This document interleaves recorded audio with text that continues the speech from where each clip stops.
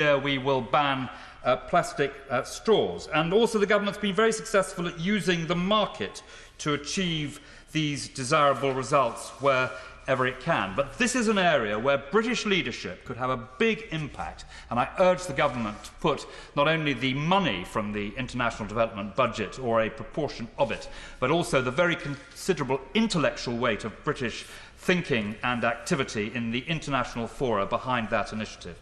Mr. Speaker, the second point I wanted to make about the Queen's speech, and it's one that certainly complements a One Nation Queen's speech, and I hope a One Nation budget in due course, is to stand up for the case for capitalism and free markets, which is under great pressure, a point made earlier, not least from the Leader of the Opposition. We need to do more to stand up for them and explain why free enterprise has been such a powerful engine of advancement and social elevation, particularly for those who are amongst the least well off. And it has always been the case for governments to hedge around the free market system with rules, taxes and laws to stem excesses and excessive greed.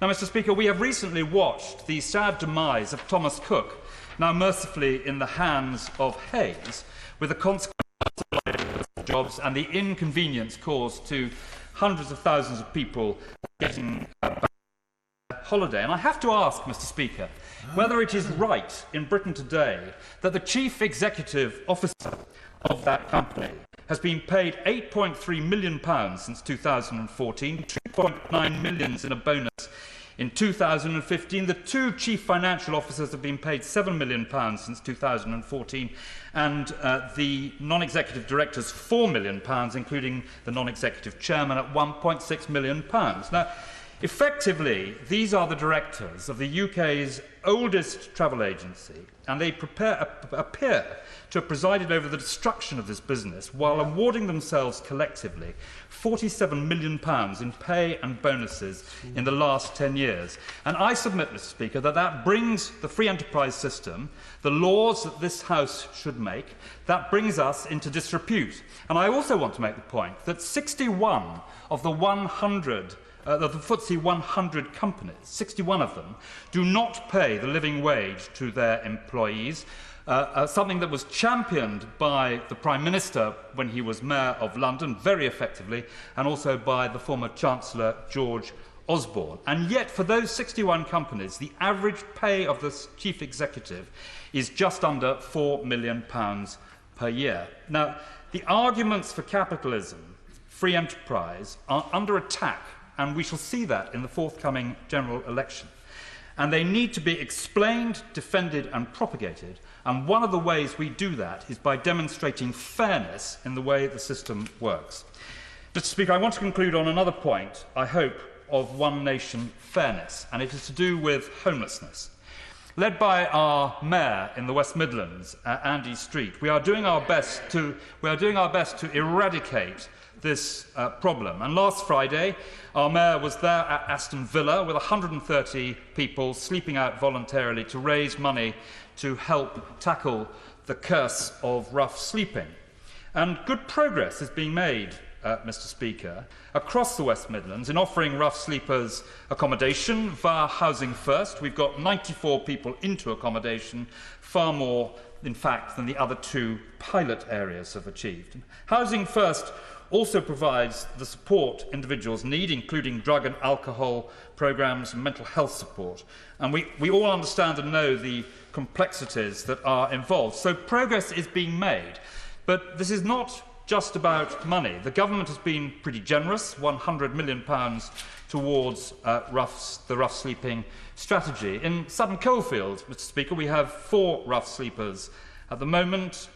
We have 2 extremely well-run food banks, which operate and help in a wider area than just the Royal Town, and 1 man who's been sleeping rough in our park for more than 20 years. Now, Mr. Speaker, the reason I mention this is I do not think any of us can sleep easy knowing about the extent of rough sleeping that is taking place in Britain and in our cities. In November 2018, the count of rough sleepers in Birmingham stood at 91. This is an increase from the previous year, and a very big increase indeed since 2010. and the number of new homeless is showing no signs of slowing. Mr. Speaker, I believe this is a complex and difficult problem, not just about finance and funding, but that I hope a good One Nation Queen speech today, which I strongly support, will not neglect this very vulnerable cohort in our communities and will regard reversing this most unfortunate trend as a very high priority indeed. Thank you. Mr. David Hanson. Thank you, Mr. Speaker, and it's a pleasure, if I may say so, to follow the right honourable gentleman for Sutton Coldfield. I was in the chamber when he seconded the gracious speech 27 years ago. It was my first ever gracious speech, and I think it's a tribute to him that 27 years later he still finds himself quoted by those who ably proposed and seconded the gracious speech today. So congratulations on that longevity of his quotes from 1992, if I may, Mr. Speaker. This Queen's speech itself is dominated by Brexit, but it also has within it policy announcements on justice, on policing. It has some welcome measures that even I, as a Labour member, will welcome in due course on trophy hunting and on the restoration, potentially, of devolved government in Northern Ireland. But it also, in my view, Mr. Speaker, requires some additions, which I'll touch on briefly in a moment. And it does remind me that the Prime Minister appears to be running against his own government for the previous 10 years, with his emphasis on increasing policing, increasing investment in education, and increasing investment in health. And the proof of that pudding, Mr. Speaker, will be very much in the eating, because that is really a counterbalance to the austerity that the government has forced through, dare I say it, even with help from, in the first 5 years of this government, members from parties which now sit on the opposition benches. The Queen's speech, however, does dominate with Brexit as its first priority. The opening line of the gracious speech is that the government's priority has always been to secure the United Kingdom's departure from the European Union on the 31st of October. And you will know, Mr. Speaker, that the debates around the terms of that departure will be set potentially this week on the 17th and 18th of October at the European Council. Now, members opposite have said to members on this side of the House, we should vote for a deal. I confess, Mr. Speaker, that as of today, which is 5 days before we're expected to vote on a deal on Saturday of this week in the Saturday sitting, we have no clear idea of what that deal will be. We have no clear idea of what the terms of that deal could potentially be, what the boundaries of that deal would be, and what the impact of that deal would be on my constituents who make cars, who make planes, who make paper, who export sheep products, who provide tourism, and who require safety and security through policing and through support of international agreements on security. So I say to the opposition, to the government front bench, first and foremost, that I voted to trigger Article 50. I stood on a manifesto that said we would respect the referendum. But in that general election, which I didn't call, Mr. Speaker, which was called by the Right Honourable Lady, the member for Maidenhead, to get a mandate to force through whatever her form of Brexit was, I made commitments in that 2017 general election for things which I still don't know whether or not they're in the agreement on Saturday forthcoming. So I stood on a manifesto, Madam Deputy Speaker, which was against no deal, and I voted against that. I stood on a manifesto which, in my terms in Wales, was for a customs union and for a single market. And I don't yet know what the outcome of those discussions are. So I can't say whether I would ever vote for a deal on Saturday of this week, because we don't know what it would be. But I have to say, Madam Deputy Speaker, that my question is really, is it going to be better? Because the ministers in the gracious speech today said they're going to implement new regimes for fisheries, for agriculture, for trade, and for opportunities arising from the European Union once we've left. Now, again, I don't know, Madam Deputy Speaker, what those opportunities are going to be. But I've seen some adverts on the television this week that tell me that I've now got to, on the November the 1st, if we go ahead with any form of deal or no deal the government are proposing, that I'll have to check whether my healthcare is still valid in Europe. I'll have to check whether I can send and how I can send goods to Europe from businesses in my constituency. I'll have to check my insurance on travel because it won't be valid in the great new world that we face. and I'll have to check whether I can drive in the European Union after November the 1st. Now, all of these things, I still don't know, Madam Deputy Speaker, whether or not we have a positive or a negative at the end of this week. None of this was on the bus when it came driving through the United Kingdom on the 23rd of June 2016. We still have no details in the document that the Chancellor of the Duchy of Lancaster produced last week on what's going to happen to the European arrest warrant, what's going to happen to European policing cooperation, what's going to happen to SIS2, where we exchange information about paedophiles, criminal gangs, drug abusers. Now, I have to say to the ministers who are sitting there and who will participate in this part of the debate, as a former police minister, as a former justice minister, I can't vote for anything when I don't know yet whether we have police cooperation, international cooperation on drug trafficking prevention, international cooperation on child pornography and child abuse prevention. I don't know those things yet. So I hope during the course of this debate we can get some clarity on what we're being asked to vote for potentially on Saturday of this week. It strikes me as well, Madam Deputy Speaker, that the farmers in my constituency who currently export sheep to Europe don't know yet whether they're going to face a 40% tariff. The vehicle manufacturers at Toyota and Vauxhalls at Ellesmere, thousands of people in my constituency, don't yet know what the tariff regime will be.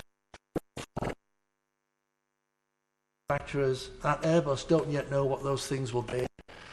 So I think there's a real sense of urgency on the government's part to try to pull together what we are voting on, what we potentially have in front of us. Because I voted already for some forms of deals that the government have brought forward. I voted against some form of deals that the government have brought forward. But we have no clarity on what that deal will be. And it strikes me that the only way we're going to bring this together, ultimately, is to have a deal, whatever that deal might be. And I think now to put that back to the people so that people can decide whether that confirmatory vote is needed to support whatever that deal comes before the people in this Parliament. So I will, as I have done in the past, support that confirmatory vote in due course. We find a way to bring a deal back where people can see what Brexit means. Even now, 4 days from a vote, we don't yet know what that means in practice. But the Queen's speech, gracious speech, Madam Deputy Speaker, is not all Brexit. There are some measures in the Queen's speech, gracious speech about offenders. I suppose the question for me is what's happened to the excellent work that was being done by the Justice Secretary, the member for Hertfordshire South West, when he was talking about movement on 6-month sentences and trying to abolish 6-month sentences for people who were struggling and being imprisoned for under 6 months.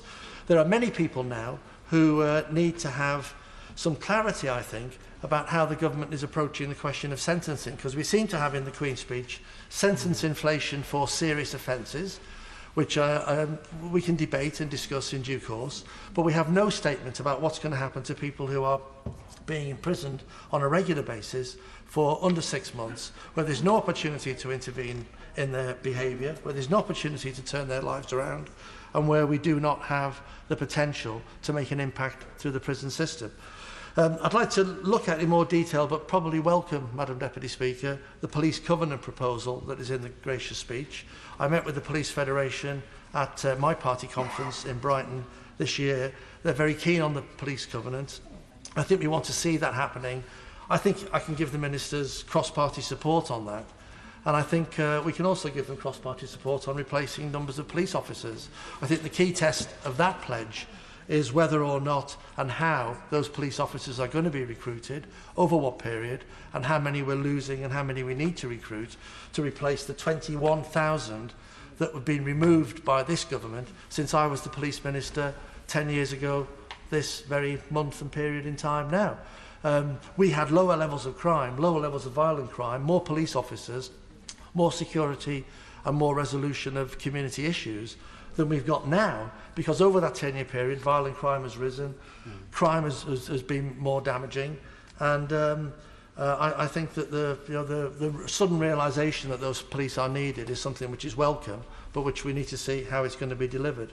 And I also, if I may, Madam Deputy Speaker, I want to welcome Helen's Law, which means that people will not leave prison until they give the notification of where a body that has been murdered resides. I think that's fair and proper to do that. And I pay tribute to my honourable friend, the member for St Helens North, in driving that forward. I want to, if I may, Madam Deputy Speaker, welcome the issue on trophy hunting. Again, we want to look at the detail of the bill, but I think it is appalling that people can go on holiday to shoot tigers, leopards, lions, giraffes, and a whole range of other animals with no impunity. It's appalling to have trophy hunting, and the import being stopped of materials to this country is very much welcome. The detail we want to look at, and again I will want to look at how UK citizens who are taking part in trophy hunting are restricted, not just the bringing back of trophy hunted animal parts to the United Kingdom. I welcome the potential restoration of devolved government in Northern Ireland. That's key as well to the whole settlement of the Brexit issue. One thing did strike me in the immigration bill, which I think we need to return to in due course, is that there's a statement in the helpful explanatory notes that says that we're going to clarify the immigration status of Irish citizens once free movement migration framework is repealed. This means Irish citizens will generally not be required to leave or enter or require leave to enter or remain in the United Kingdom. My question, Madam Deputy Speaker, is what the word generally means. Because the Good Friday Agreement and the work I did as a Northern Ireland Minister meant that people can identify as British or Irish, feel comfortable in that, and can move around the United Kingdom and Ireland based on their identification. The word generally strikes a worry in me as to what that actually means in practice. I welcome the potential of some of the issues in the National Infrastructure Plan. We have a North Wales growth deal. I know the Minister will know that from when he briefly but successfully navigated the role of the Wales office, which he did until moved to his new position. I'm sure he misses the Wales office tremendously, but he will be able to, I hope, secure the North Wales growth deal as part of this National Infrastructure Plan as a matter of some urgency. I just want to finish, Madam Deputy Speaker, on two particular issues I want to see included in the gracious speech. The first is, as part of the violent crime reduction bill that will be forthcoming, the Ministers and the House will know that there is severe concern about attacks on shop workers in their place of work. There are currently around 115 shop workers per day attacked in the course of preventing shoplifting, upholding legislation on alcohol, tobacco, solvent sales, and now on knives and acid sales. Those shop workers are upholding the laws that we have passed in this House, and yet they have limited protection in this House accordingly. Now, I'm pleased that my honourable friend from Harrow is here, because as a member of the Cooperative Party, I know the Cooperative Party has pushed very hard for action on support for shop staff. I know my own trade union, USDOR, has pushed very hard. We have secured from the government a consultation which is currently has been ongoing, which is closed, and which the member for Louth and Horncastle, when Minister in the Home Office, she's now moved, but when Minister in the Home Office for responsibility for attacks on shop staff, undertook to report back on the consultation by the end of November. I hope that the current Police Minister will do so. I hope that there will be outcomes from that which will give protections to shop staff in their daily lives, and I hope that at the time the violent crime bill is brought before the House, that there will be an opportunity for action to be taken on protecting shop staff by giving greater support to measures which will discourage violence against shop staff and ensure that staff live freedom from fear about their daily workplace. It's very important that we do that, and there's certainly cross-party support in this House, but also support from the British Retail Consortium, National Federation of Retail Newsagents, USDOR, Co-op Group, small supermarkets and stores right across the board. Nobody, apart from the current government, have resisted the potential for action on this. They've undertaken the consultation, and I hope that consultation will prove fruitful.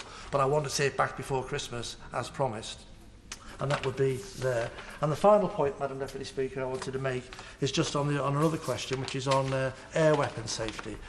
Now, there's a range of views on air weapon safety in the House, and I know that.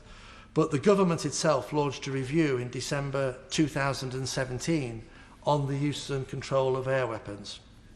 I have an interest in that because constituents of mine have been killed accidentally by the use of air weapons, where a lockable cabinet or a safety lock would have made a real difference to the safety of that air weapon. That is one of the facets of the consultation. The consultation commenced on the 12th of December 2017. It closed on the 6th of February 2018. It is now October the 14th, 2019, and the Home Office has still not responded to the consultation on air weapon safety. Now again, my plea to the ministers is there's an opportunity for that consultation to be concluded. I don't mind whatever the ministers want to say on that, but there's an opportunity to conclude the consultation because constituents of mine have invested time and energy in putting points to the consultation, which is about the loss of their loved ones, to find that no response has come back from that consultation to date. So I want the government to produce the consultation response for that airgun consultation, and if there are measures, which I hope there would be, across party on producing better airgun safety, such as lockable cabinets by law, that could be done in the violent crime bill. It could be done as part of the Home Office Christmas tree bill that we know will be there in any election that occurs. So my plea, Madam Deputy Speaker, is for clarity on the outcome of the consultation, so that we can look at this bill forming part of this, the outcome of that consultation forming part of legislation in due course. In conclusion, Madam Deputy Speaker, give us some idea on Saturday, number one. Give us some idea about what's happening to the consultations on shop staff attacks and on air guns. And let us work together on areas where we do have cooperation, on trophy hunting, on infrastructure plans. And let us fight at some point the battle about the wider political discussions that the Right Honourable Member for Sutton Coldfield has had about capitalism versus government intervention in an active, positive society. Because I actually believe, finally, Madam Deputy Speaker, government intervention and government is a force for good. It's what given me the health service and health in life. It's what's given me education in life. It's what's given my family the security of housing in life. It's what's given opportunity to thousands of millions of people across this country.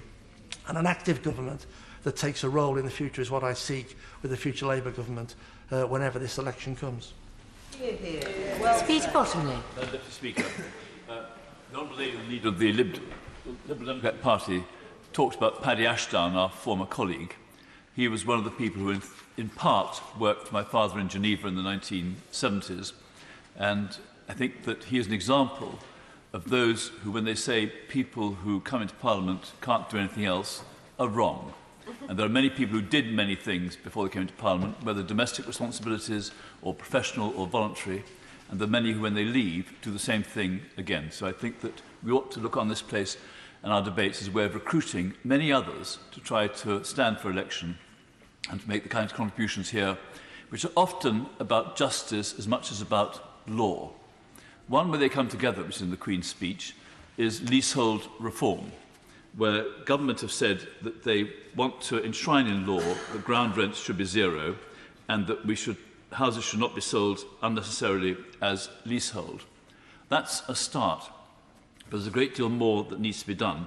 Leasehold reform was accepted as a key element in the findings of the government white paper on fixing our broken housing market. That white paper produced a number of consultations, all of which accept the urgent need for reform.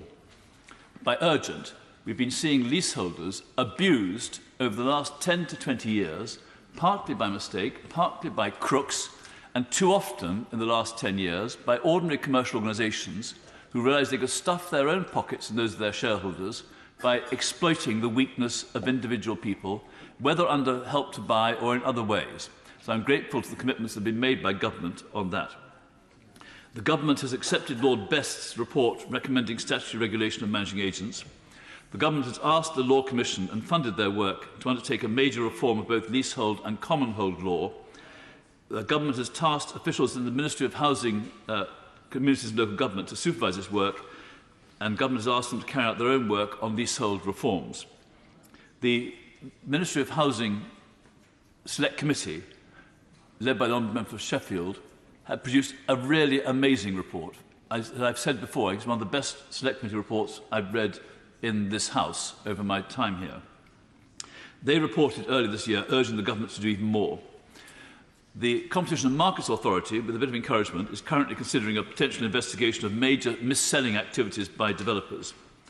I ask government, not necessarily today, that we be assured these reforms that have been considered over a number of years will now come forward. I think we have the chance of big progress. It's in a bipartisan area, and it will make a difference to many of the people who live in the 5 to 6 million leasehold homes. So you might say that's 10 million people, which is a very high proportion of our electorate, of those to whom we are responsible. I declare as a matter of form that I am a leaseholder in my constituency. With 5 others, we bought the freehold. We had a good freeholder, we had a good managing agent. And separately, in about 3 years' time, I expect to buy a leasehold flat somewhere near here. But that's just to avoid people thinking I'm serving my own interest. I want to turn to 2 other issues, both about justice. One about Krishna Maharaj, who's in his 80s, who was convicted over 20 years ago of 2 murders in Florida he didn't commit. And then I'll turn to the case of Gurpal Verdi, a Sikh former Metropolitan Police sergeant who still is seeking justice in the way he was treated and prosecuted, unsuccessfully, obviously, of indecent assault.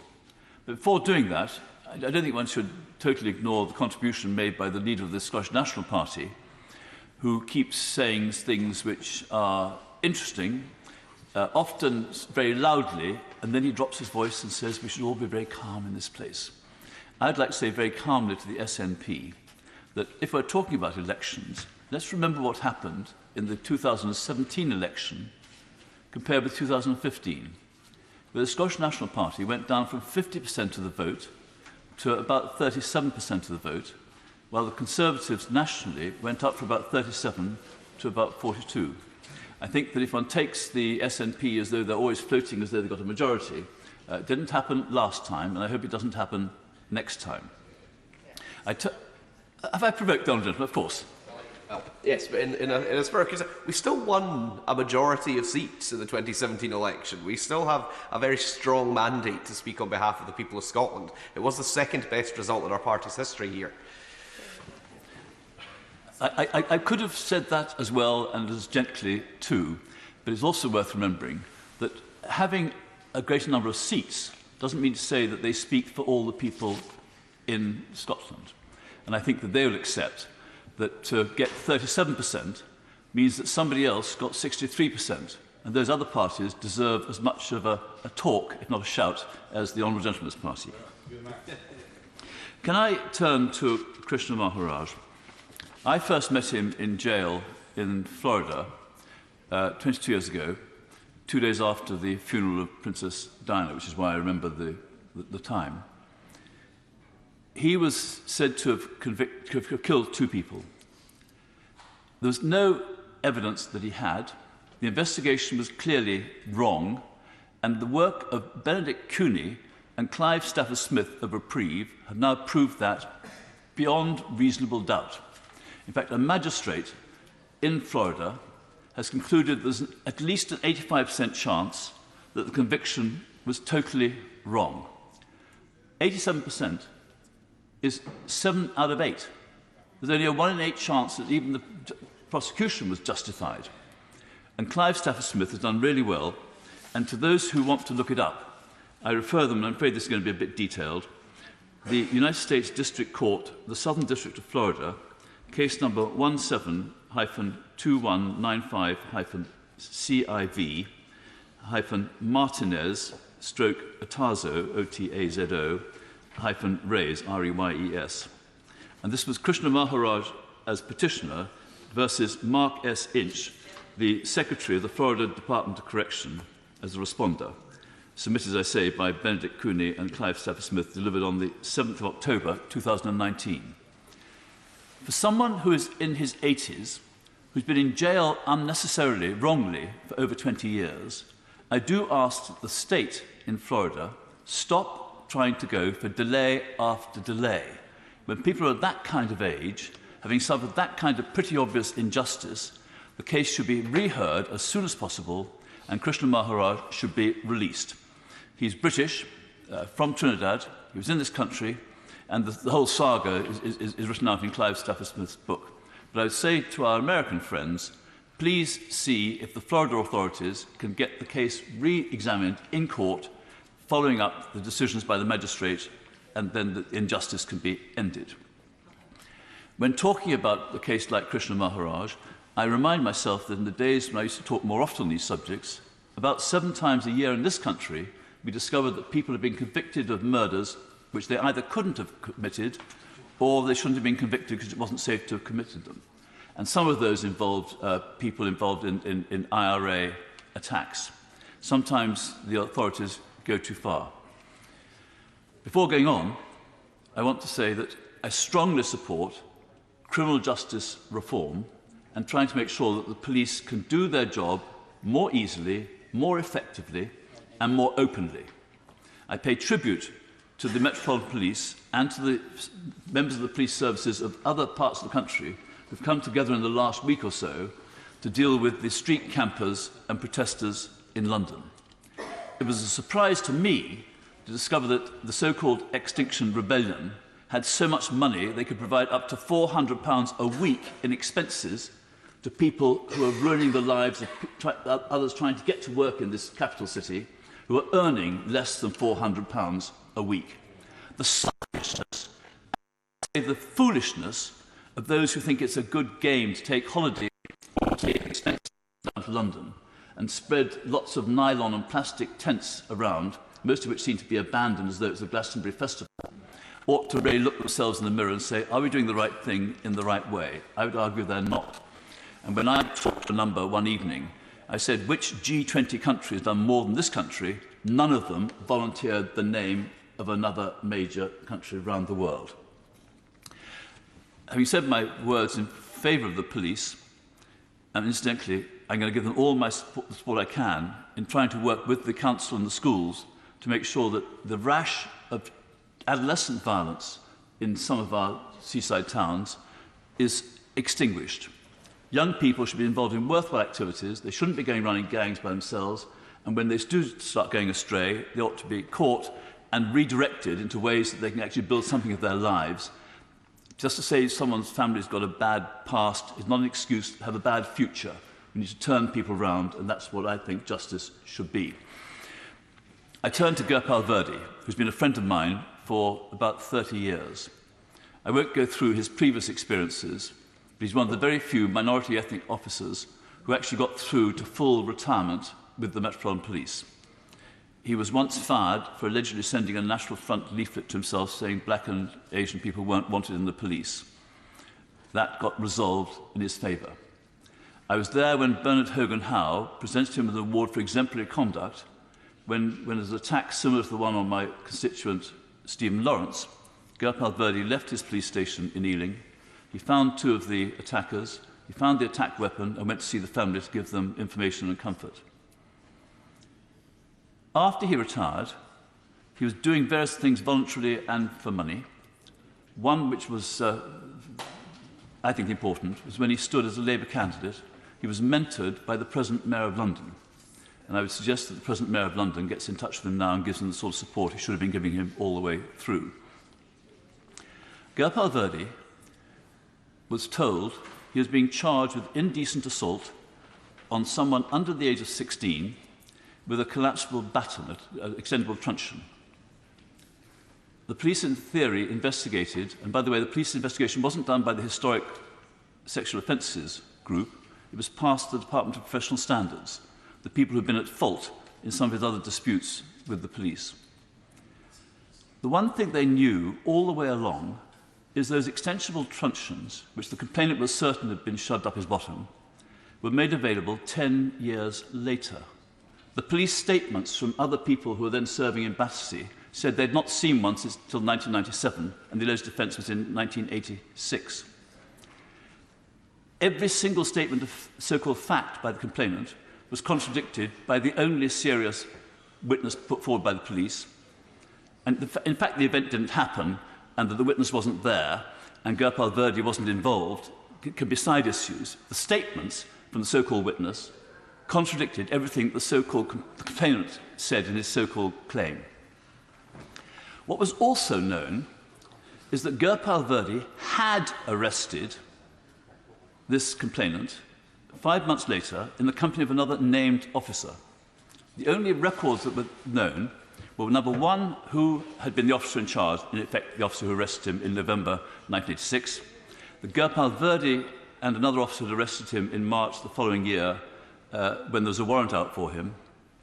And it turns out that the police knew that Gurpal Verdi had taken the complainant's fingerprints in March 87. That wasn't disclosed to the defence.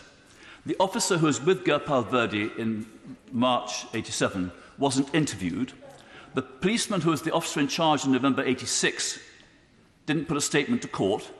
We heard later he said he couldn't remember anything about the incident. Well, probably the incident had only just been a simple arrest, as these things used to happen. So when Gurpal Verdi asked the then Independent Police Complaints Commission to look into it, they passed it to Metropolitan Police, who passed it to the Department of Professional Standards, the investigators into whose conduct they're supposed to be looking, and they say we did everything right. I say they did everything wrong. And I asked the IOPC, in new office, if they've got the powers now to form their own investigation. I asked the Inspector of Police to do it, and I conclude by saying this. Operation Midland, into what Nick Carl Beach said, is going to be reviewing a number of things.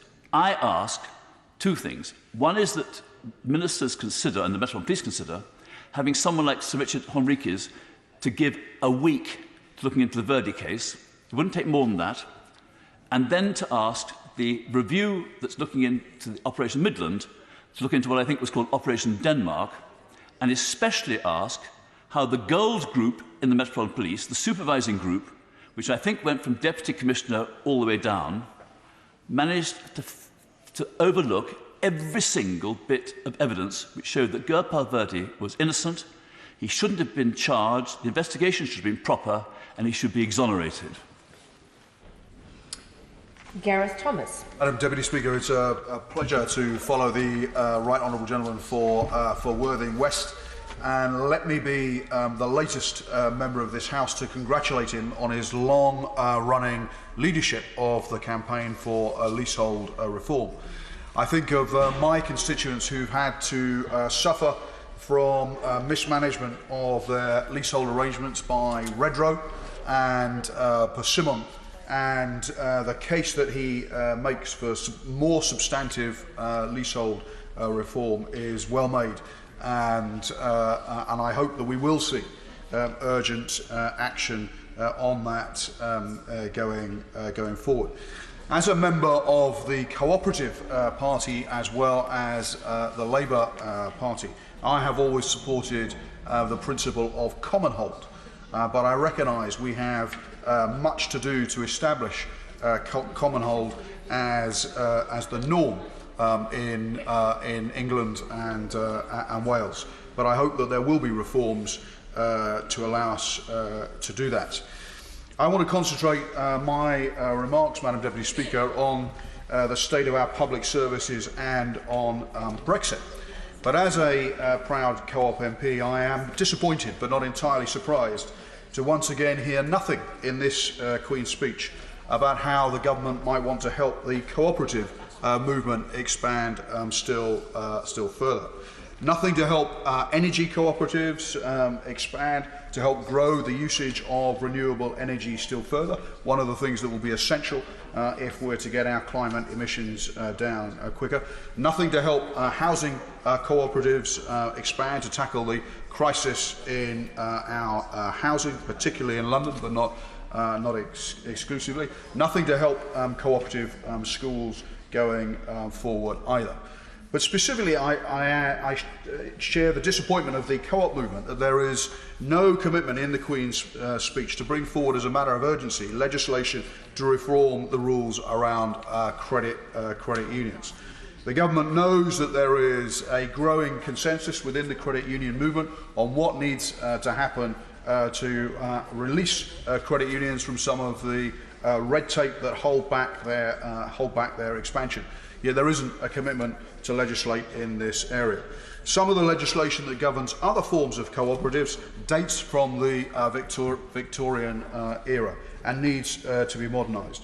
Again, seeing some work by the Law Commission and a commitment to legislate for a reform there would also have been very timely. But it is the biggest co-op businesses that struggle on occasion to get access to the level of capital they need to expand, where there is most urgent need for government legislation. Withdrawable shares could help the biggest co-ops like the co-op group to be able to expand, to go to the capital markets without having their very cooperative status threatened. Similar legislation has been introduced successfully in Australia, and I hope the Treasury will move forward in this area over the next 12 months. Similarly, the Co-op Party has long supported action, as my right honourable friend Fodellin set out, to reduce violence against shop workers. My right honourable friend has been notable in his leadership of the effort to get the government to legislate in this area, and I add my voice to his in hoping that we will see significant government movement in this area very quickly. But it feels, I have to say, Madam Deputy Speaker, that there is nothing in this programme that suggests the Prime Minister or indeed the Health Secretary, the Education Secretary or the Home Secretary truly have a plan to tackle the crisis in our public services. In particular, the crisis in the National Health Service and social care facing my constituents is the most urgent issue I want to address. The three major hospitals serving my constituency are either directly in crisis or exhibiting very clearly signs of the huge pressures that they are under. Alternatives to acute care in my constituency and the neighbouring constituencies are being closed. 3 walk-in centres either closed or being closed. Primary care in my constituency is under growing strain.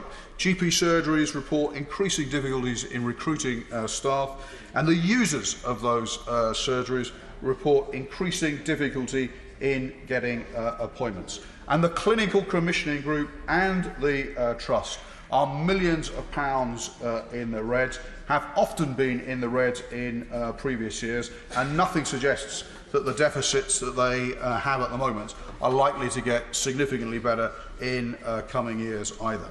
And as many on these benches, and I suspect on benches opposite, will recognise, our council locally has had to give up providing social care years ago to all but the most chronically in need. And it would be fair to say they are struggling even to do that successfully, given the shortage of funding in local government at the moment.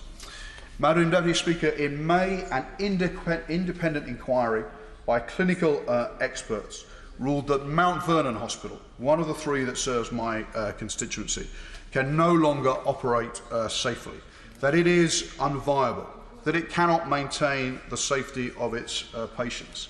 It is a 117-year-old cancer hospital, and it is so dilapidated and short of doctors and nurses that it cannot provide modern cancer care or even basic elements of treatment, such as consultants undertaking daily ward rounds, new inpatients being reviewed within 14 hours of arrival, or rapid access to diagnostic testing and their results.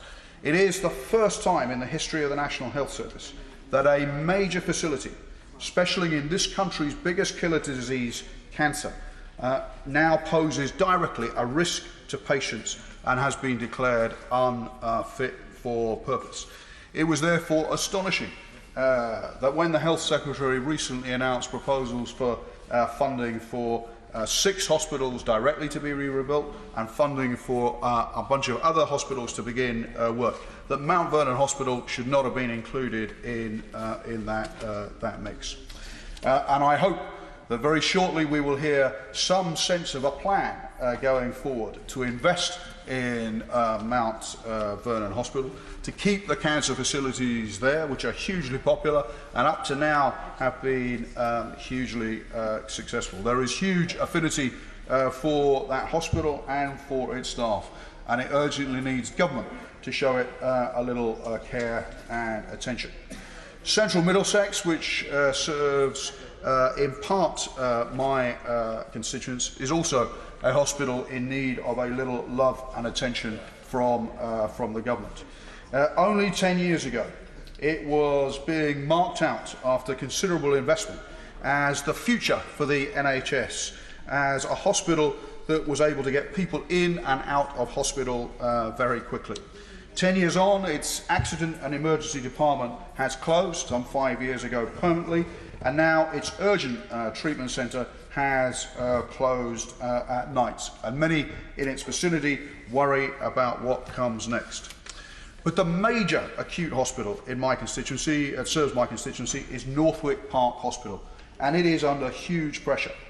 The last time Northwick Park met the accident and emergency 4-hour target of 95% of attendance lasting no longer than 4 hours, was over 5 years ago in August 2014. For the first half of this year, from April through to September, demand for services for accident and emergency services was up again, up by 4%, vastly higher than the average of 0.2% across the rest of London. Occupancy rates in terms of bed usage across the Trust are above the national average, and staff vacancy rates appear to be significantly above the national average too, almost 20% for medical staff and over 13% for nursing staff. And for those staff who do those most essential jobs, the porters, the cleaners, those who work providing catering in the hospital, they are being paid less than the London living wage. Even though the company that they work for, Medirest, their chief executive, has a salary of over £1 million and more. Hardly surprising then that those staff should be contemplating industrial action. But it is the scale of backlog maintenance at Northwick Park which particularly bears highlighting. According to its risk register, over £38 million is needed to tackle the high and significant risks that have been identified in terms of the estate around Northwick Park. Now, some 7 years ago, ministers and members of Parliament opposite decided to use North West London as a health experiment and brought forward a document called Shaping a Healthier Future, which over 6 years set out to close a number of accident and emergency departments, spent over £75 million on consultants, and this was going to be the way in which other services, including those that serve my constituency, such as Northwick Park, were going to see additional investment going forward. Well, no additional investment has been forthcoming. After huge campaigns, the 2 of the 4 accident and emergency departments that ministers wanted to shut, Ealing and Charing Cross, have been saved. But Hammersmith, and as I alluded to earlier, Central Middlesex, have closed. And it is difficult to see what has been achieved to make things better for my constituents directly, other than increasing demand on our acute hospital. To be fair, some of the original analysis in the Shaping a Healthier Future programme was prescient, even if the resulting strategy was deeply flawed. We do have a significantly growing population. There are huge health inequalities in our area. We have an ageing population, and obviously modern lifestyles are exacerbating some of the care needs that my constituents face. Now, that Shaping a Healthier Future did set out the need for significant new investment.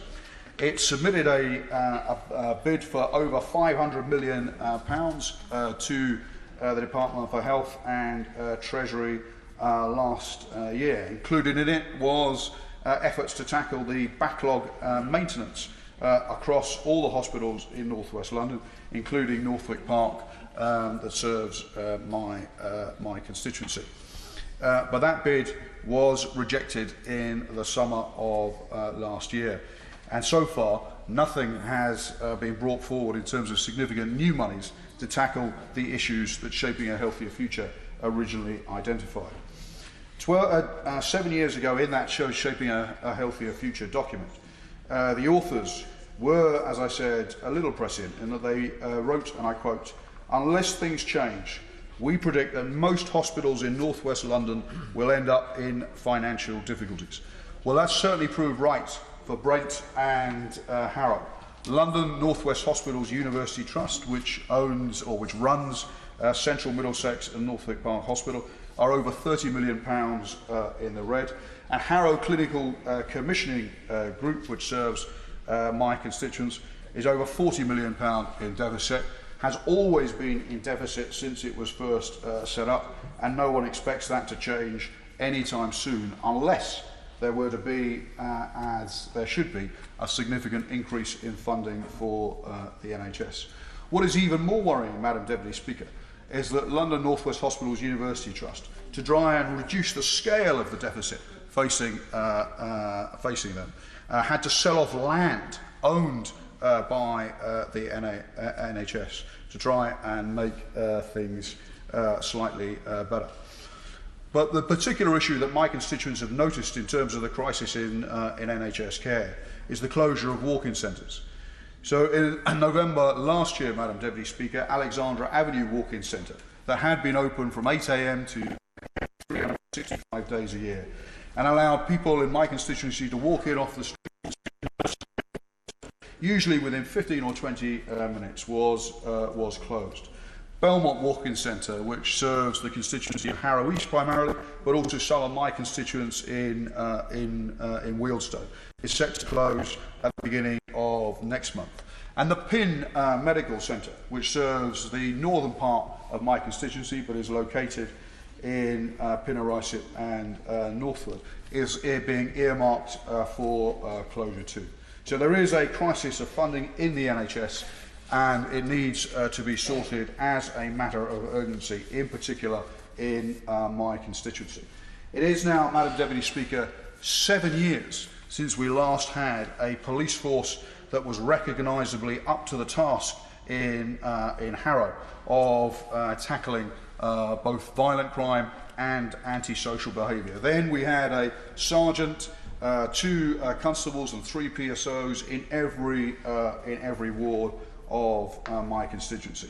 The Mayor of London has done what he can do to make sure there are dedicated PCs and a PCSO in each ward.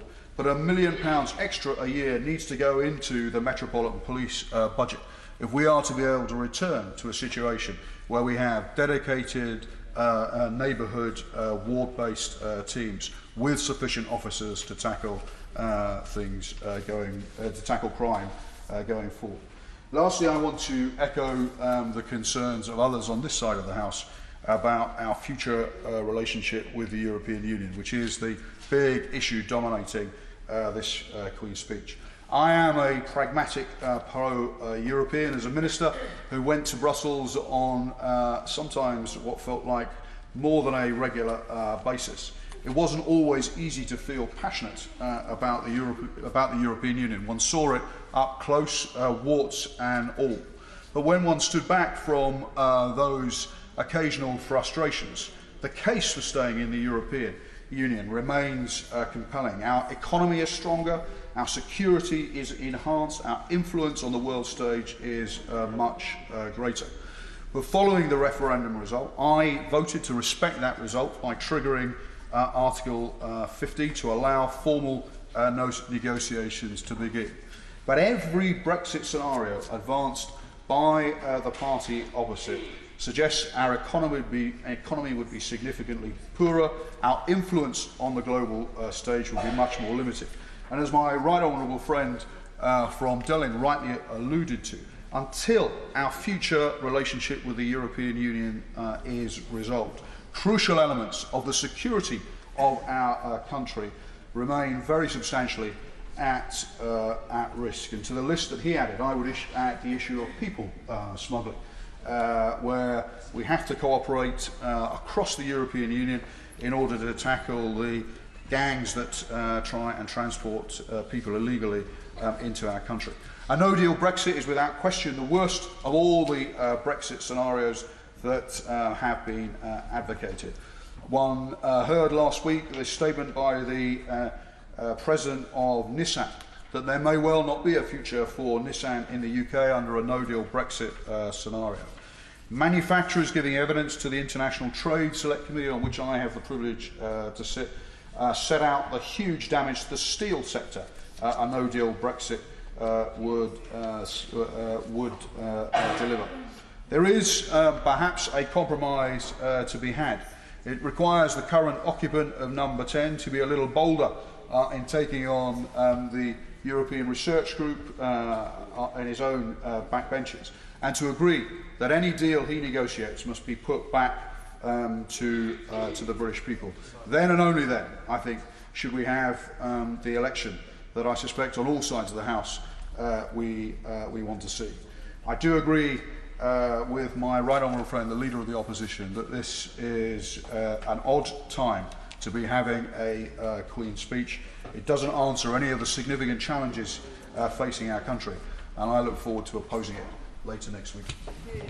Sir David Amess. Is to speak in support of today's gracious speech.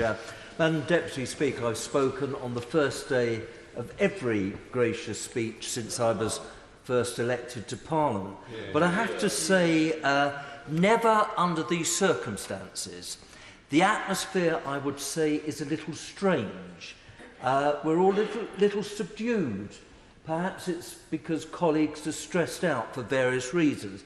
Now, that isn't to say, oh, he's no longer in his place, but that isn't to say that the quality of my honourable friend, the member for North East Derbyshire, and my honourable friend, the member for Truro and Falmouth, weren't absolutely splendid. But this really is a broken Parliament, but I have some good news, Madam Deputy Speaker.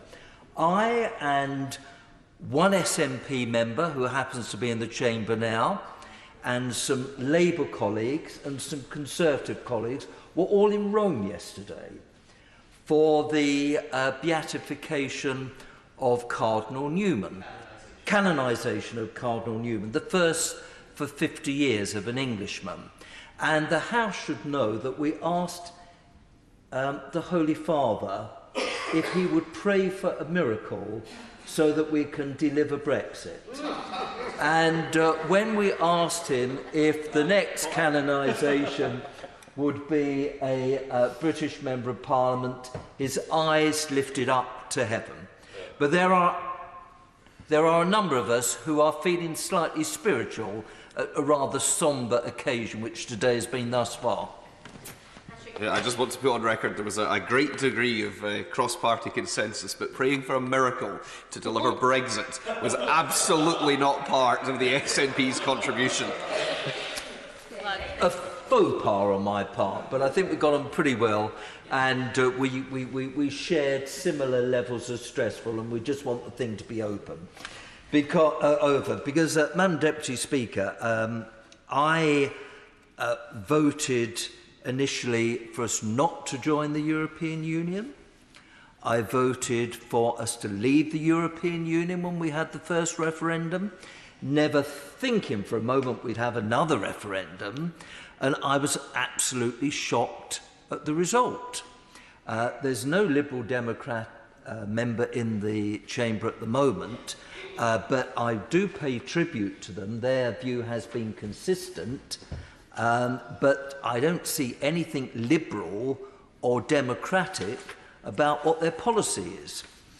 But I should say, Madam Deputy Speaker, that I had the privilege of helping to chair the European Withdrawal Bill. First-class debate in the chamber from all sides of the House.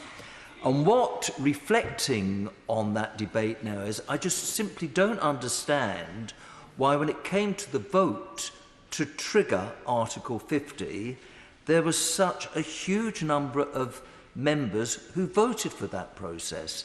I mean, if we hadn't have triggered the process, we wouldn't actually be where we are now. But anyway, I hope that a miracle happens and Brexit is fixed and we do leave the European Union on the 31st of October. Now, the reason I like to speak on this particular day, Madam Speaker, is because you can speak about anything, which of course a number of colleagues have demonstrated. But bizarrely, I am going to draw my remarks closely to the gracious speech. And I thought the Leader of the Opposition made an interesting speech, but I didn't feel there was sort of the atmosphere of goodwill. He seemed reluctant to say that he would support any of the measures. Well, surely in a broken parliament, I mean, there were at least half a dozen members that cross, half a dozen measures that cross-party we could support. There was one particular thing that he said that I agree with, and I will come to that in a little later. This, of course, was the longest parliamentary session since the Civil War. I attend business questions every Thursday. Opposition members say, when are we going to get the Queen's speech? Well, we've got it. So I think that should be a celebration that we have a new session. And the point that I'm interested in, particularly, Madam Deputy Speaker, is that wonderful line, and measures to be announced. And besides the 22 measures, there will be many more. As far as Brexit is concerned, I've given my view already. Even if I had a different view, I'm following what my constituents voted for at the referendum, which was 58% to leave and 42% remain. Now, in terms of cross-party support, the opposition could support these animal welfare measures. Recently, we had a debate about the Animal Welfare Sentencing Bill, and thanks to a change in our procedures, it fell at prorogation, but of course it can be carried over. And I think everyone should be pleased that, quote, dumb animals, if this legislation is carried, will have protection. We will ban the imports of trophy-hunted animals, and all the other barbaric practices whereby people advertise going on safari, and when you get there, they're all caged up, and how people can celebrate standing on a beautiful thing as an elephant or a rhinoceros, I don't understand. So I think that should be something the House should support. And over the years, Madam Deputy Speaker, we've spoken about laws to recognise the sentience of animals. The UK has been a global leader in this area for as long as I can remember, and I pay tribute to the Conservative Animal Welfare Foundation, of which I am a patron. I'm very glad that the Queen's speech suggests that we're going to do something about that. Now, I know that on the first day no minister sums up the debate, but if we ever get to day 6, hopefully I would like an answer to the question about pet passports. Because when we negotiate this withdrawal bill, a number of my constituents have said, are we going to continue with the reciprocal arrangements so that constituents who take their dogs with them or their cats with them, their reciprocal arrangements will remain in place. Now, another point that the House should surely agree on, I mean, only last week the House was saying, we had this wonderful debate about the domestic abuse bill, where I think the House was at its very best, and there were a number of splendid speeches. So I'm absolutely delighted that that bill is carried over. So if we really are going to vote down the Queen's speech, it will be a great shame if that bill is lost. I was on the Health Select Committee for 10 years, and you reach a point where really you're just going round and round in circles in the inquiries which are held. But I was really pleased that today, in the Queen's speech, we announced that we would have an integrated care bill. Our NHS is a huge organisation, and the treatment that we get from our general practitioners, hospitals, pharmacists and other services is absolutely essential. But it is important that we have joined up provision of healthcare, and I hope that is what this bill is going to to mean. It's something certainly that the Conservative Party has been promising ever since we formed the coalition government in 2010.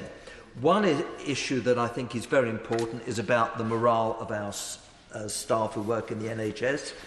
I'm very glad that they've been given a reasonable rise. I visited my local hospital recently. Every single ward does a splendid job, and I suppose this would go down like a lead balloon, but I'm going to pick out the Elizabeth Lowry ward that deals with particularly ill patients. I thought the staff were absolutely amazing, and when I went to congratulate them, a patient who was hooked up to all sorts of machine heard what I was saying and sort of forced their way out to say, and I want to agree with you, they're doing an absolutely wonderful job. And all members of Parliament, I would have thought, would agree that we should praise the work that they do. And all this talk about the privatisation of the health service is absolute rubbish as far as I'm concerned.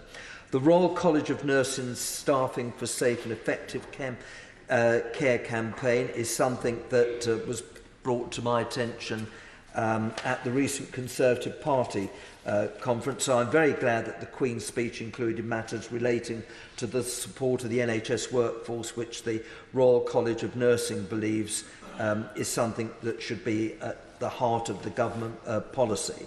Again, Madam Deputy Speaker, earlier this month we had a really good debate on women's mental health. And although she's not in her place at the moment, the Honourable Member for Bath led that debate.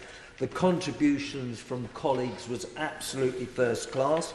So I did agree. I think it was the Honourable Member that newest joined for the Liberal Party for one of the Liverpool constituencies. She said that we need more money for mental health services. Well, of course, we all don't would say amen to them, but it's a really question of a balancing effect. In that debate, I spoke about two inspiring local women, Kelly Swain and Carla Cressy.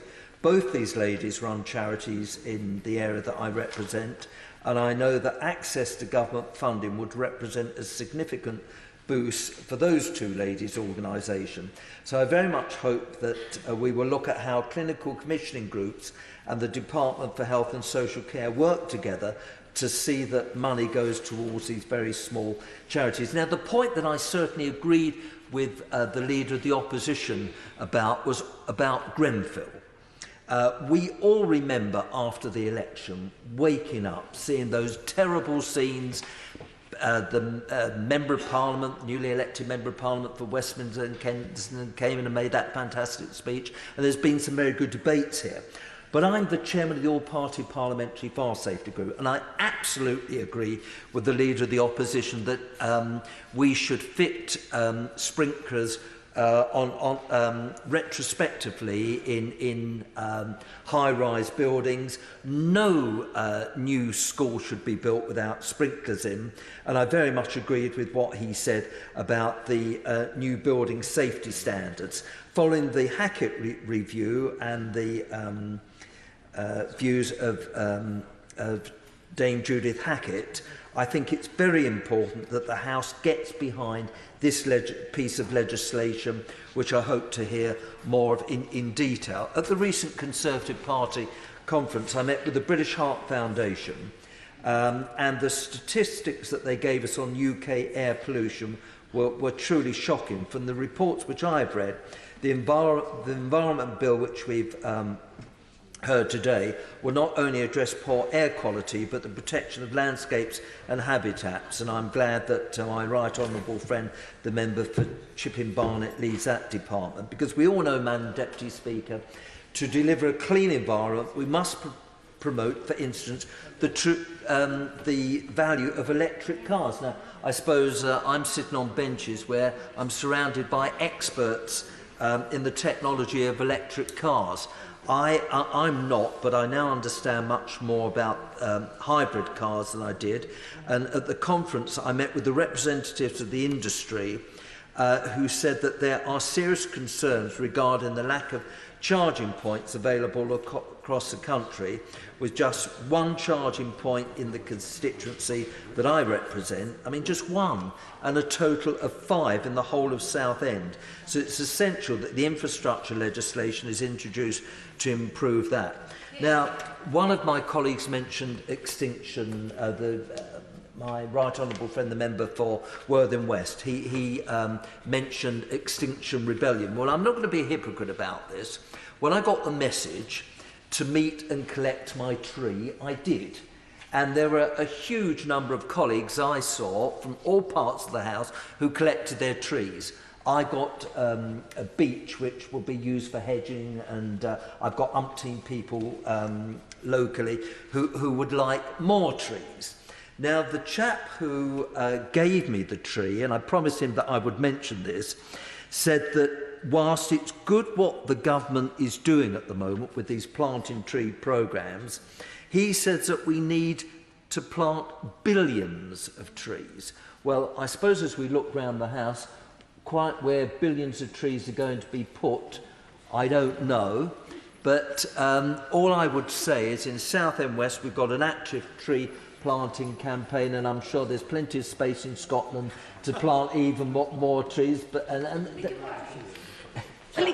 like to thank my great Essex neighbour and honourable friend for giving way, and just to point out that in Chelmsford, on one of our new developments, we've recently planted 70,000 trees, whips and shrubs, and maybe he'd like to come and see and check out how we can do that all over the country too.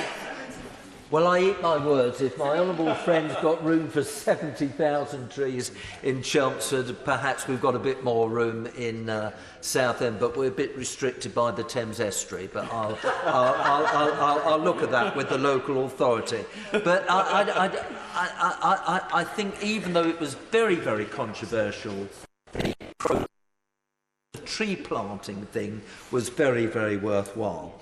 And recently I had a meeting with a new minister in the Exchequer. This was about the cost of vehicle excise duty.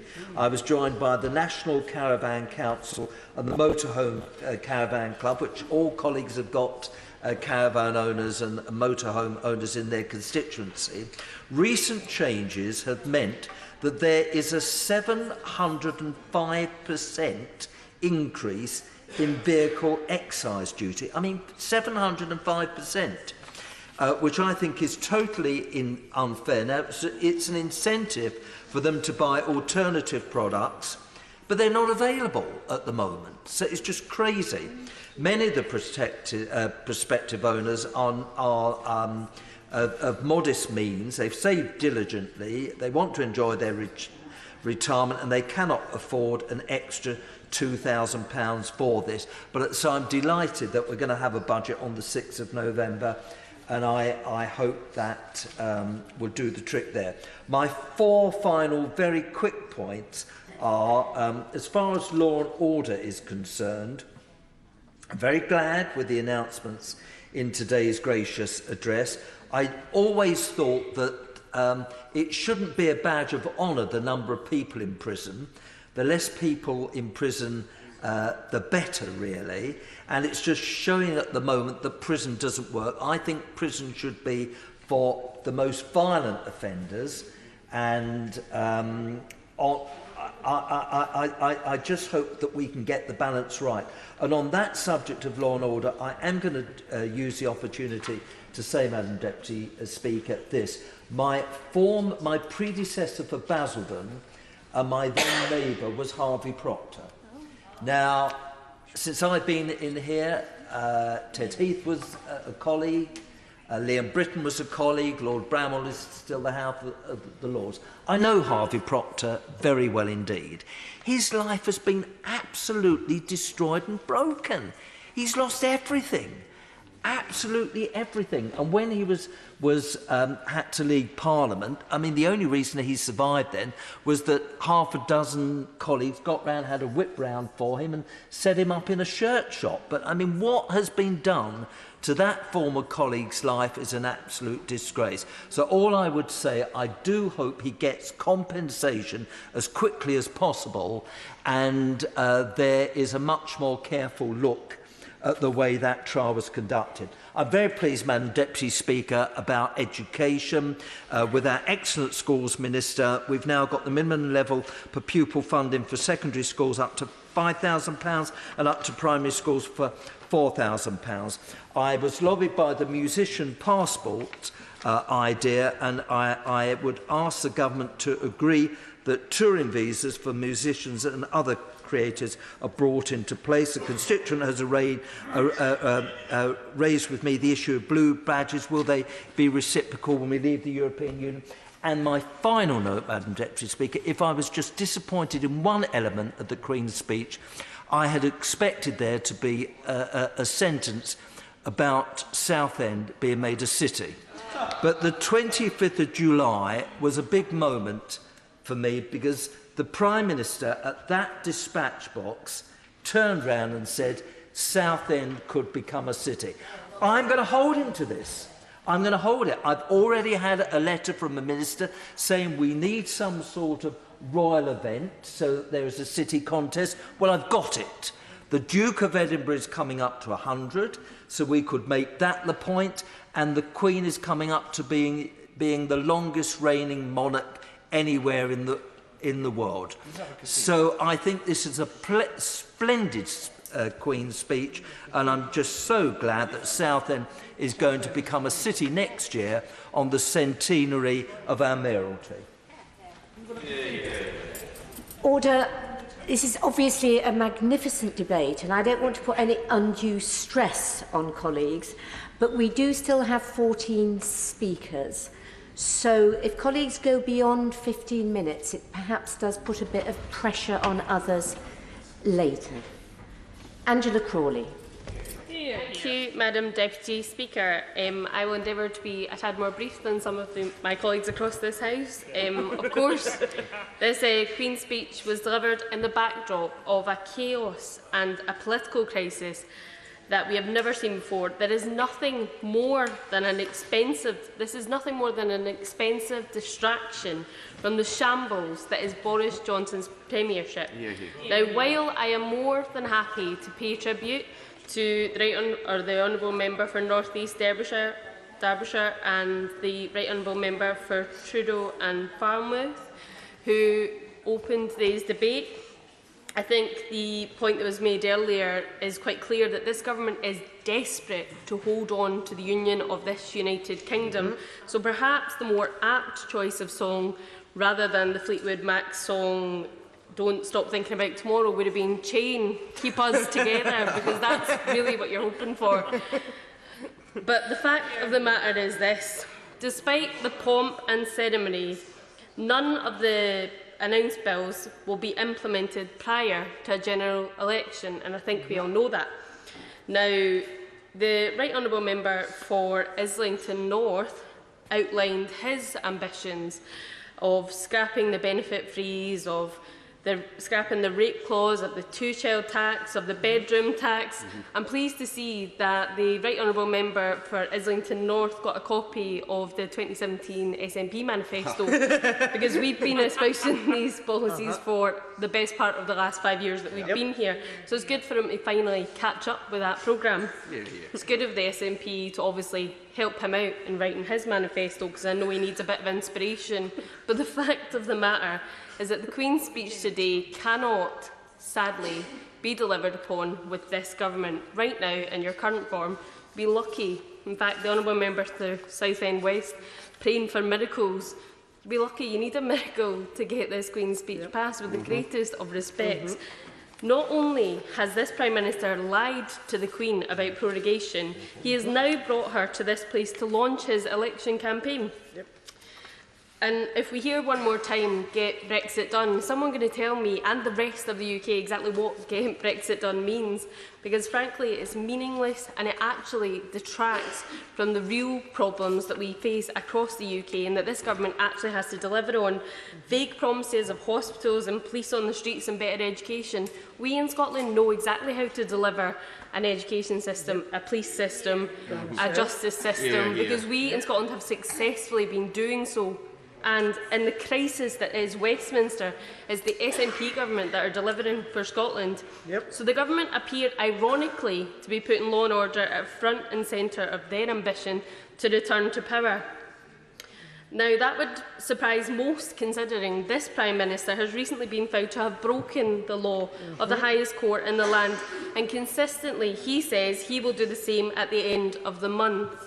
So, Madam Deputy Speaker, we have a Parliament in turmoil, a government without a mandate, a Prime Minister with no power, and yet we find ourselves in this House delivering the election manifesto of the Conservative Party through the vehicle of the Queen's speech. Now, the government are cutting taxes for the rich, whilst cutting services for the rest. Now, for the rest of us, rather than use the Queen's speech to address the glaring inequalities across the country, he used it to announce a crackdown on European neighbours entering the country. Now, this is a move that would be devastating for my constituency and for Scotland. And in Scotland, we have a problem with immigration, not immigration. And this proposal proves how out of touch this government are with the wishes of the people of Scotland. It needs not said again, but I'll say it again. Scotland voted to remain in the EU, and yet this government has shown a flagrant disregard for the will of the Scottish people. Now, EU citizens from out with the UK living in Scotland make up just over 3% of our population. Happy to take an intervention if you'd like to make one. No, carry on. As you will. As I was saying, EU citizens make up just over 3% of the Scottish population. They enrich our culture, strengthen our society and boost our economy. Now, leaving the EU, ending free movement, could cost Scotland up to £2 billion in tax revenues. I would like to understand how the MPs who also represent Scotland on this side of the House intend to answer to their constituents when the general election comes. Now, this is not a price worth paying for Scotland, and Scotland is not willing to pay that price. Now, Madam Deputy Speaker, in my constituency, we have thousands of EU nationals anxious about their future, and I recently held a specific surgery for those concerned about their future in the UK post-Brexit, and the response was heartbreaking. Women in their 80s planning to leave the place they had called home, families concerned that they will have to return to a place that their kids will not recognise because they have never lived there, and young people angry that their opportunities are being removed by this government. Now, their anxiety was not relieved by the Security Minister, Brandon Lewis, threatening EU nationals with deportation from the UK if they do not apply for settled status. And we all know, frankly, that the government's response to this has been woeful. Now, Europeans that work in our health service, support our local businesses and help grow our economy now face the full force of the Tories' hostile environment. It's not bad enough that you're happy to target anyone that doesn't look like a British citizen. Now you want to target EU nationals who contribute to our healthcare, who contribute to our economy, who contribute to Scotland, and you're happy to turn around and tell us that they have to apply for settled status to a home that they have lived in for the majority, if not their entirety, of their adult lives. Now, I cannot support a Queen's speech that is inward-looking and ignores the problems that my constituents face. Instead of focusing on blocking the EU nationals entering the UK, the government could have used today's events to announce a halt to universal credit, a failed policy that has been reaping havoc on my constituency, causing people to turn to food banks, crisis grants, just to feed themselves. That is this government's record. That is the record that we're not hearing that this Prime Minister speak to, and that is the record that you will face at the ballot box. A policy that is leaving local authorities out of pocket by millions of pounds, picking up the pieces for a private sector increasingly reluctant to accept universal credit claimants. The Prime Minister could have also announced compensation for 1950s women. Now, women that had their pension removed from them with no consultation, or he could have called an end to the benefits freeze. Again, a policy that's been in our manifesto for quite some time.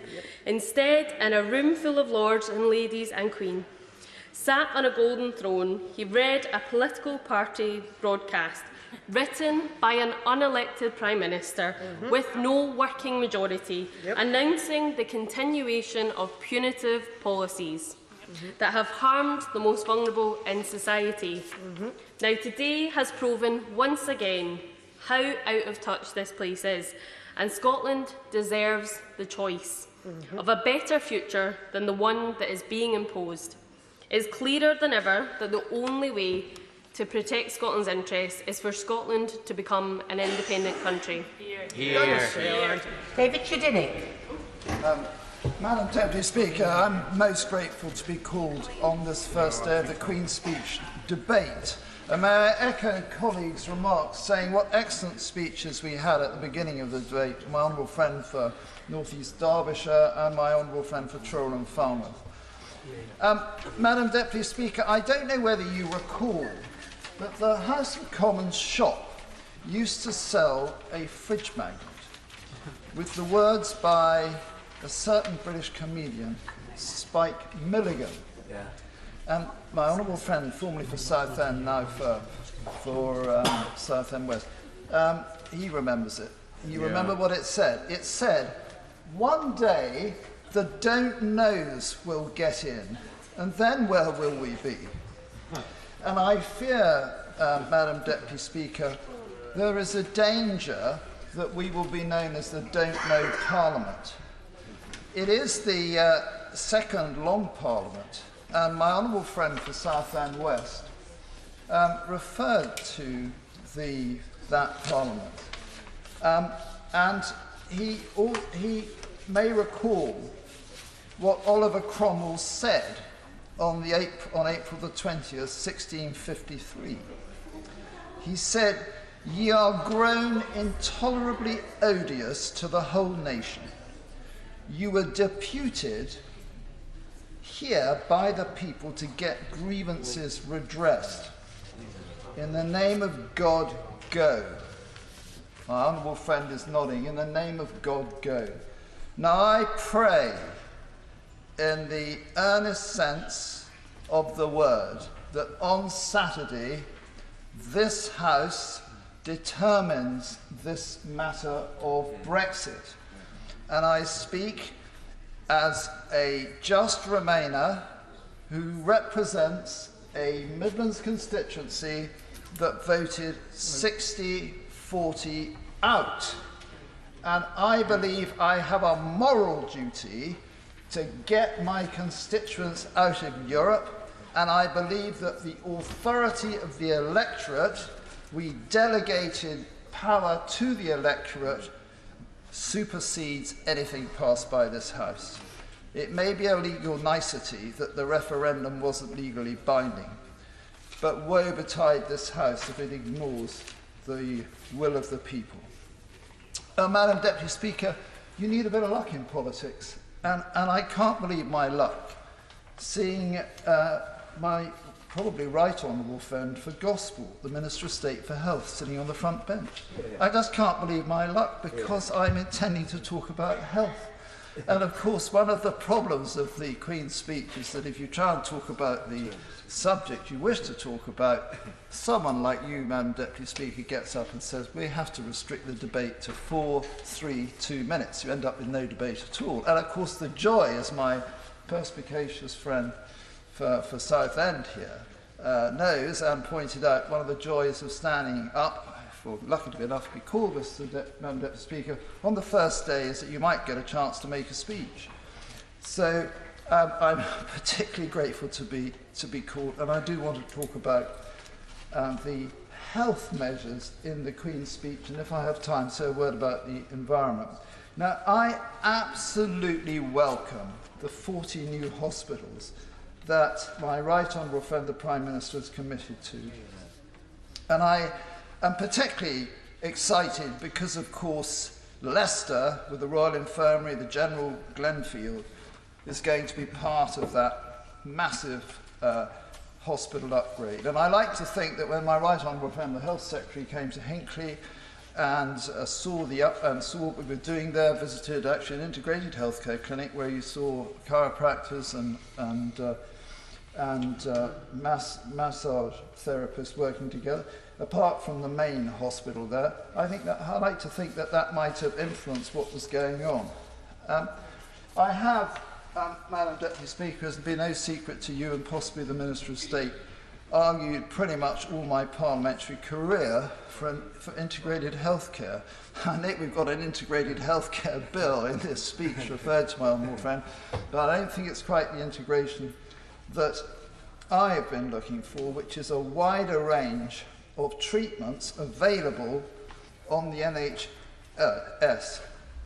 And I'll go further today in what might be my last speech, certainly my last Queen's speech in a 32-year so far career here, as I'm standing down, to say that despite my support for these 40 hospitals, I think we need a new health paradigm. If you look around at what's happening outside, the Attenborough effect, worries about the plastics, about the Antarctic, not to mention activities recently. What we really need now is a sustainable healthcare policy. My honourable friend here is getting a message, which I hope is he's all right with that. He's totally in support of you. Well, I'm glad to hear. I wasn't expecting. Madam Speaker, I hope you'll waive the rule that electronic device is not allowed to be used in support of a case. Anyway, but I think we really need a new paradigm. We need a new health paradigm, and that paradigm has got to look at the carbon footprint of drugs, amongst other things, and it's got to look at how we are deploying resources in the health service. And I have to say to my honourable friend, the Minister, there is a reluctance on the part of the medical establishment to share any space or any resources with anything they do not control themselves. And I cite as evidence the Osteopaths Act and the Chiropractors Act, which were Osteopaths 1993 or Chiropractors 1994. Now, I sat on both those bills, and they became Acts of Parliament. And we were told beforehand the osteopaths and the chiropractors don't have proper regulation, so how can we bring them into the health service? Well, they've got proper regulation. They're regulated by Act of Parliament, but where in the country do we find them working with orthopaedic surgeons? The osteopaths have a carbon zero footprint. The chiropractors have a carbon zero footprint. The Western acupuncturists, for that matter, have a carbon zero footprint. And they can help these practitioners in our hospitals. So I would like to see a small percentage of the money going to these new hospitals taken and put towards a broader base of treatment. The Professional Standards Authority was set up by the government to regulate, with an oversight, a whole range of different professions, from sports therapists to all sorts of therapists. I've argued so many times that the government respects the PSA's own request that they be taken seriously and they can refer cases that they see to doctors. It's almost as if they don't exist. The government speaks with forked tongue on this, and I'm really concerned about it. So I asked my honourable friend, perhaps she's winding up if she'll look at that. Madam Deputy Speaker, 1/3 of the world's population already has sustainable health care. It's hardly a novel approach. Because in China, which is 1.4 billion, they have their traditional 1,000-year-old herbal medicine system and acupuncture. And in India, they have a sustainable health ministry, a 4,000-year-old medical system there, plus they have the world's greatest usage of homeopathy. And, Madam Deputy Speaker, I've just been to India for a week at the request of the government. I was invited by the government to see what was going on. And I went because on the 17th of January, I had a chance to ask a question of a man I respect, Sir Andrew Dillon, who's the chairman of NICE. And I said to him, I can't understand why you're sort of dithering over whether acupuncture works for lower back pain, your committees. It's been on and off. And I said, have you actually been to, has any of your team been to China, or has any of your team been to India, where the critical mass is, to see what's going on? He said, no, we haven't. We haven't got the money. And actually, in fairness to NICE, they've had their budget cut by 30%.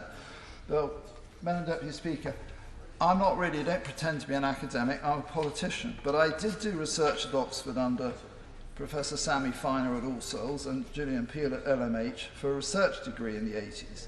And they always said to me, if you're doing research, go to the biggest base of information you can find. And here, NICE have been making decisions on tiny numbers of people, few homeopaths in Liverpool, a couple of different groups of herbalists and acupuncturists. Why on earth aren't we looking at the two biggest countries in the world that use these systems? Now, Madam Deputy Speaker, I said I've been to India for a week as the guest of the Irish government. The Secretary of State knows all about this. I've talked to him about it. And I was their guest. I shall declare it in the Register of Interest, but I paid for the flights. The Irish ministry covers a range of disciplines, but I want to dispose of one, and that is homeopathy. They are the first. I want to dispose of this, just in James, to give some idea of the scale of the operation. Here, the tiny group of homeopaths has been under constant pressure in recent years from so-called skeptics, saying there's no evidence. When I was in Delhi, Madam Deputy Speaker, I met Dr. Rajman Chandra, who runs the government-run services in Delhi.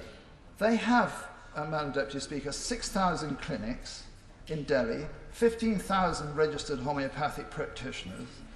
80% are doctors who've had 5 years training. They practice in almost every street.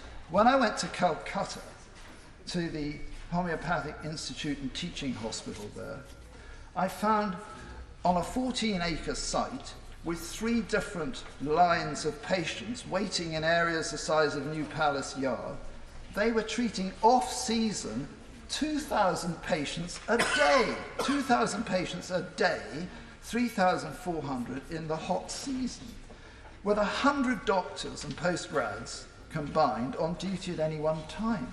This is the evidence we could look at. How could we possibly accept that there's no evidence when in the whole of India, homeopathy, which was exported from here, London, to India during the British time and caught on, there are now 300,000 homeopathic practitioners.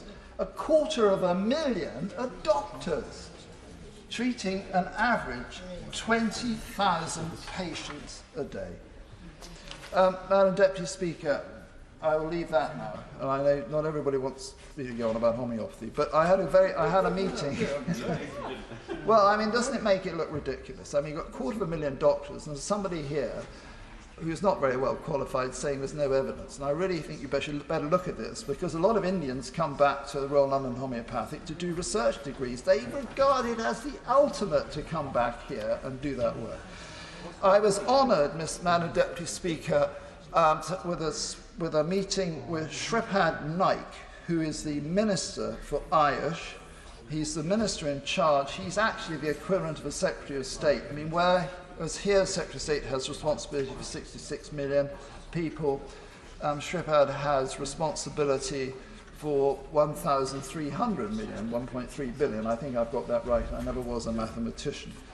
And I've spoken to the Secretary of State about this, and Secretary of State, our Secretary of State, be very happy to receive the invitation that that Minister Naik offered for him to visit India and look at these medical systems. I went around 12 hospitals, and also to establish a working group on traditional medicine as they've got with Germany.